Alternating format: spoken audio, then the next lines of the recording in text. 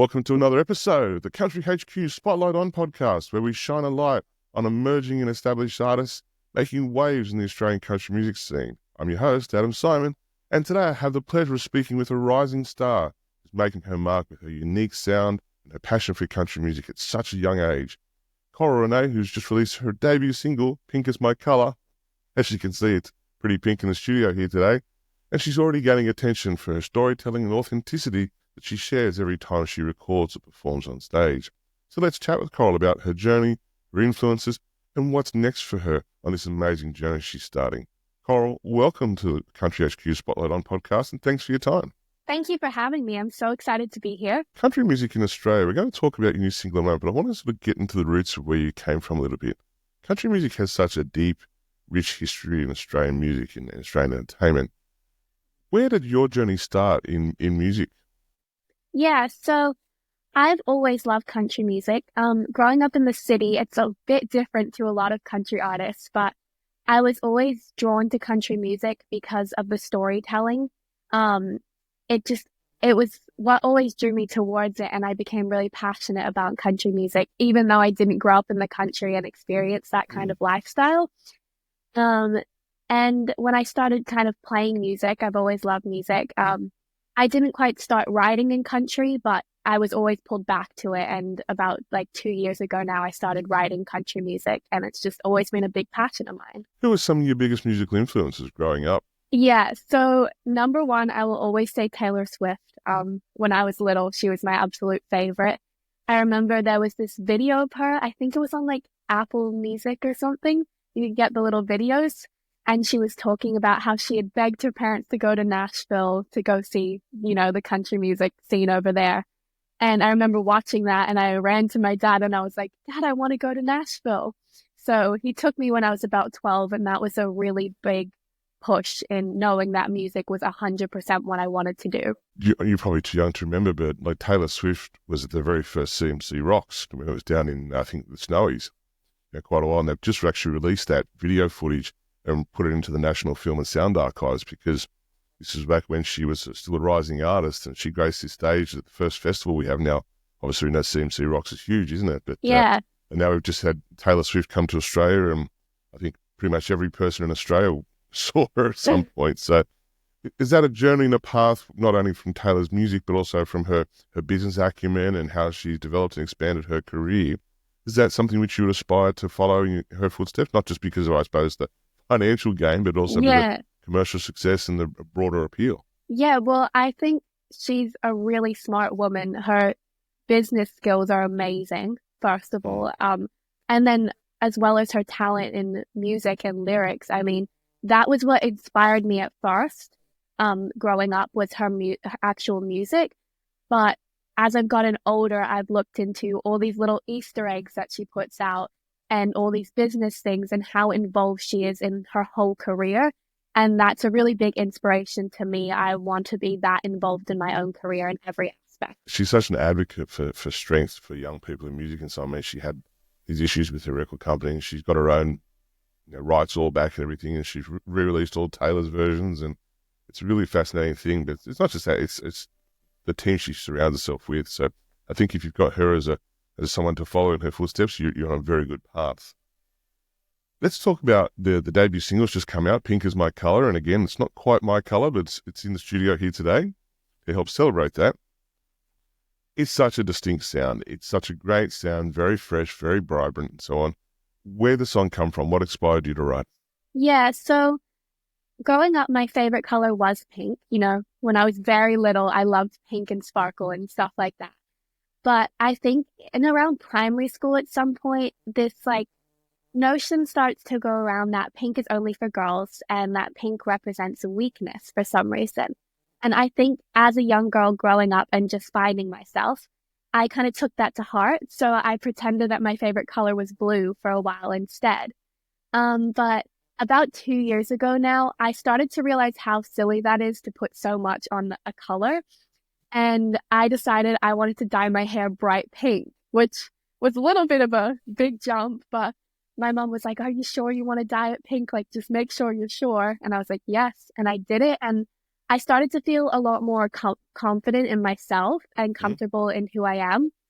And I started dressing in just pink clothing, pink and sparkles, and it's become a Yeah. big part of my branding.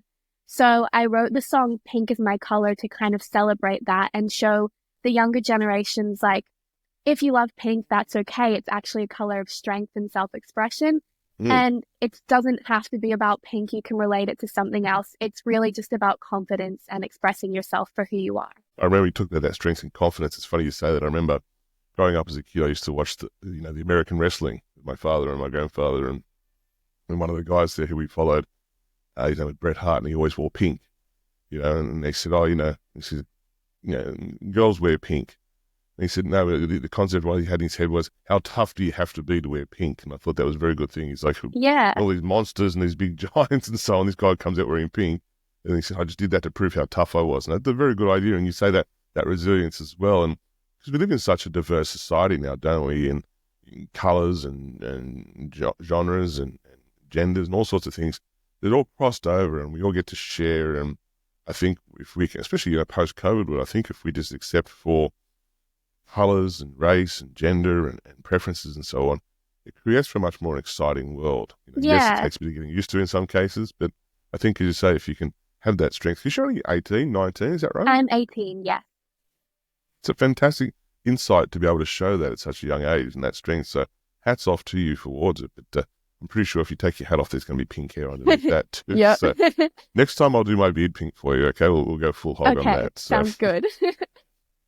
you worked with Simon Johnson on Yes. the single and so on. How was it working with him? Because he's such a great musician and a fantastic producer. What was your experience working with Simon? Yeah, so it was one of my first times being in the studio.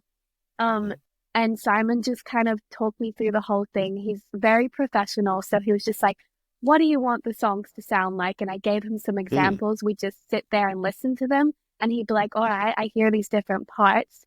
And then I had some amazing musicians that Simon normally works with in the studio. And it was amazing to see my song go from just vocals and acoustic guitar to like this whole musical piece. I mean, there's musicians in there who they're professional. They have all these musical ideas that I would never think of because I don't play the drums. I don't play the electric guitar, but they would pull out these little riffs. And I was like, how did you know that's like perfect for the song, you know? So it all just started to come together and it was just like magic being created in front of my eyes. I was like, wow. And yeah, Simon, he put the song together exactly how I imagined it, even though I didn't know what it was going to sound like in the end. When I heard it the first time, I was like, wow, that's exactly it. It's so vibrant. It perfectly encapsulates the song. So it was a really positive experience. And it must be so reassuring for you when you walk in, it's your first time, and you have a producer who says, how do you hear the song? Yeah. Rather than telling you or dictating to you. And Simon's always been a great advocate of that, especially with young artists. He shares his insights, but he wants to know your experience because it's your song, it's your recording, it's your career, it's your path. And I think you've made an excellent choice there in working with Simon. That's very good. What about the journey to getting the single released? What have you learned? I mean, obviously you learned some business acumen and some marketing and working with the RTC Records and so on. What's been one of the biggest challenges or biggest learning curves you've had to adapt to in lead up to releasing Pink Is My Color? Yeah, so I think there's a lot more that goes on behind the scenes than you first can imagine. And if you didn't know, you know Haley Jensen? Yes. Yep. So she's my artist mentor at the moment. And I started working with her beginning of this year. And she's helped me through every step of the way to get my single released. She gives me a checklist and we work on one thing every like 2 weeks or so whenever we have our meetings. And that has been really helpful because there's things like publicity that I didn't know that much about and actually distributing the song.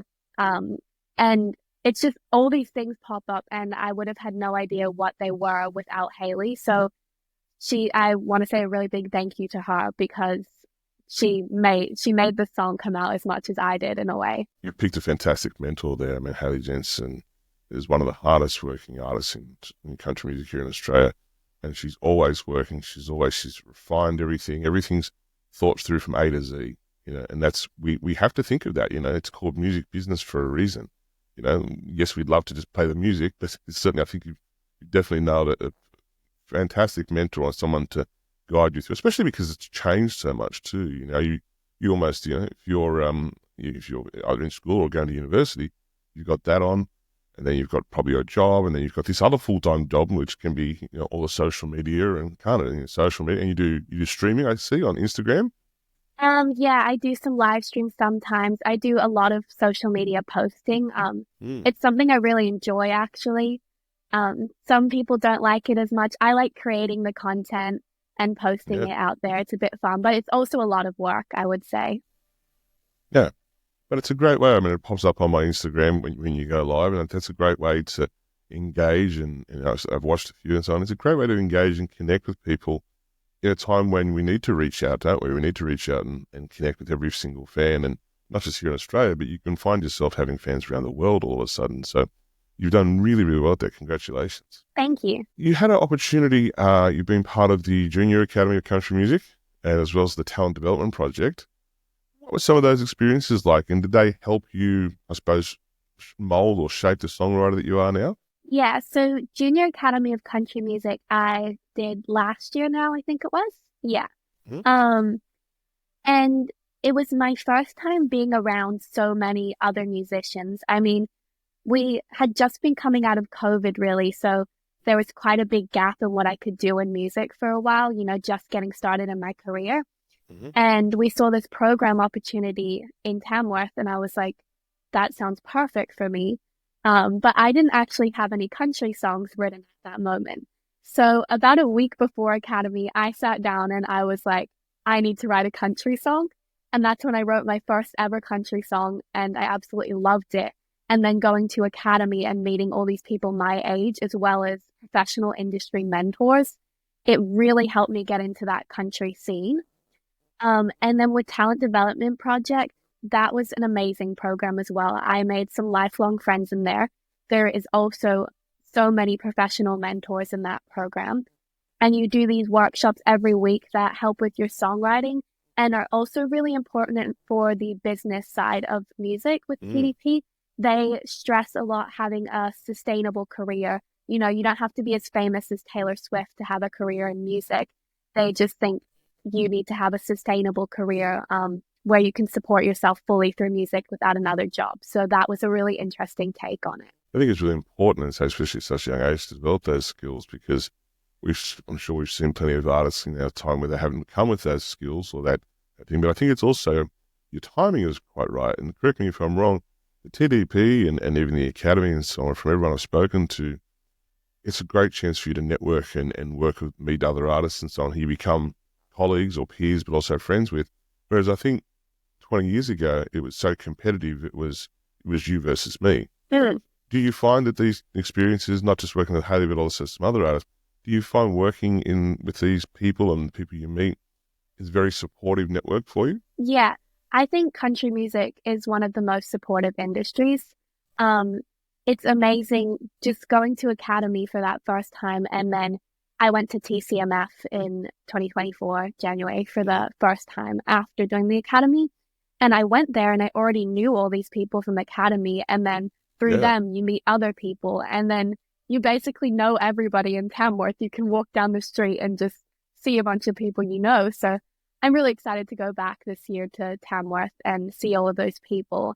But TDP is interesting because there's also people who aren't doing country music. They're in other genres, and you get to work with them. You get to write songs. You get to support each other through your career. And, I had a show through TDP. We had to put on a show, and I brought one of my best friends now who also did the Junior Academy with me to come do my TDP show and open for it. So it's like we're all helping each other out and all helping to build, and there's room for more than just one person in the industry. Everyone is unique and everyone has a place in the industry. So it's good to all help each other. You never know what it can get you. I hear how you speak around these things, and I can tell that's that passion and that authenticity. And there'd be an excellent song in that, called Room for More, or about that network. But I think you really tapped into something. And I think it's that authenticity which is drawing people to you, not in a professional sense, like working with Hayley and other artists, but also in a commercial sense, and getting the support when you play live. Are we going to see you back in Tamworth, or have you got some shows coming up before the end of the year and then to Tamworth? What's the plan? Yeah, so I do lots of gigs in my areas, at pubs and stuff. So if anyone wants to find like where I'm playing at those, if they live in Sydney, I live in the Ryde area, so farthest I go is about an hour. But you can look me up on socials at Coral Renee Music, and I post every month where I'm going to be, or on my website, coralrenee.com. So my dates will always be up there, and I'll always post if something new pops up. And I will be in Tamworth this year. I'm doing a little bit of busking. I'm playing at a few venues. So I'm really excited to do that. And I'll be posting my schedule soon. It's just being finalized. So that'll be up on my socials as well. Fantastic. So we'll put those links in our show notes today so we can catch up and keep up there. What about what's next? You just released a single, Pink is My Color. It's fresh off the press. It's on radio. It's everyone's streaming it. It's fantastic. What's next? Another single towards Tamworth or early next year? Yeah, so I have some more songs recorded, and we're planning on one, around Tamworth next year. I'm really excited to get another one out in the world. I'm not going to tell you too much about it. It'll be a surprise for them. Keep it a surprise. Please make it blue as my color or red as my color, because there's all this pink behind me. So it's a bit unusual. So, and I think that's really fantastic to know where where you're heading and stuff like that as well, because it's important, and it's cool. So you do your socials really well, you can keep your fans quite engaged. Where do you want Coral Renee to be in 10 years' time? 10 years' time? Oh, that's a long time, isn't it? Not in the music industry. I would love to have an audience that supports me enough to be able to be touring and doing shows. I don't mind how big the tour is. I would love to do a world tour in 10 years, but if that's not what it is, that's okay. I just want a fan base large enough to be touring around and sharing my music and have people that I connect with. I think that is a really strong, there's that small goal of having this big fan base and having them support you. And then the big dream goal is to have, a stadium tour somewhere, but you never know what's going to happen. I think just go with the flow and see how it goes. Nissan Stadium, Nashville. Yeah. 10 years time, okay? 9th of October, what's that going to be? 2034. Tickets on sale next week. Yes. Okay, Nissan Stadium, 70,000 people. With special guest Taylor Swift as your support. I think that's going to work 100%. well. Whether it be in a stadium or whether it be a busking at Tamworth or a pub stage around the area in Sydney or wherever it might be, what's it feel like to be Coral Renee on stage? It's like, I don't want to say it's like you're a whole nother person on stage, but I feel like it's a boost of confidence. Like you kind of heighten everything about yourself, because being on stage in front of everybody, you just want to show everybody exactly who you are. So when I'm off stage, I'm a little bit more shy than when you see me on stage, a little bit more reserved. But I feel like when on stage, all those restraints kind of just go away and you show every little part of yourself. And it's really raw and really just sharing emotion and connecting with an audience. So it's really refreshing to be able to be fully yourself. And when you get off stage, sometimes you're like, wow, I was so confident up there. How did I do that? And I just don't know. It's just in the moment. And it's fun. I think that is a sign that you're where you need to be. Yeah. Certainly we're going to have you on stage for many, many years to come. I'm going to get my ticket for that Nissan show in Nashville very quickly. Okay. But look, Coral, it's been such a pleasure having you with us here today. Thank you so much for your time. You have this passion for someone so young, and so please don't ever lose that passion for country music and music in general. And the way you're weaving your personal experiences and sharing with your fans online and your socials, it's really inspiring. So can't wait to see what happens next in your career. Can't wait to see where you go. And we also can't wait to see you live, hopefully in Tamworth. And we're definitely keeping out for more music. We're not going to say what it is yet or when it's coming, but it's definitely coming. So if you love Pink is My Color, brand new single from Coral Renee, stay tuned. There's plenty more to come. Make sure you follow Coral on all her socials. She does a great job on Instagram, Facebook, and anywhere else. As well as, while you're liking people, why not like the Country HQ Spotlight On podcast? and like and share and subscribe and share it with your friends as well. And then you get to hear more interviews like with artists like Coral, and the up-and-coming artists, emerging artists, and everyone who makes this fantastic thing called country music we love here in Australia. Coral Renee, thank you so much for your time. We'll see you soon. Thank you so much for having me. Thanks for joining us today on the Country HQ Spotlight On podcast. Make sure to like, subscribe, and share with your friends to keep listening to our next episode for the latest and greatest in country music from around the world.